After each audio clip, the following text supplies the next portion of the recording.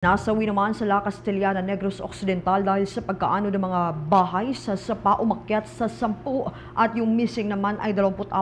Ang alkalde ng bayan na nawagan ng tulong sa national government.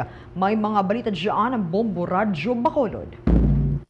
Nanawagan ng agarang tulong ang bayan ng La Castellana, Negros Occidental mula sa national government dahil sa malalang pinsala ng pagtama ng bagyong Tino. Sa panahon ng Bombo Radyo Bacolod kay La Castellana, Mayor Añejo Nicor, 10 ang naitalang namatay sa kanilang bayan samantalang 24 naman ang reported na missing. Ang mga casualties ay mula sa Barangay Sagang, Barangay Robles at Barangay Cabagnaan. Ayon kay Nicor, ang mga namatay at missing ay dahil sa pag-apaw ng sapa na bumaba na ang ground level dahil sa mga naimbak na volcanic materials. 8 sa namatay ay magkamag-anak samantalang 2 ay hindi pa nakikilala. Patuloy naman ang search operation ng bayan sa mga nawawalang residente. May mga nasira ring mga tulay at hanging bridge matapos maanod dahil sa malakas na agos ng tubig. Marami ring mga kabahayan ang nasira dahil sa malakas na hangin. Nananawagan ito ng agarang tulong lalo na sa mga pangangailangan ng mga evacuees kagaya ng tubig, fuel at mga pagkain.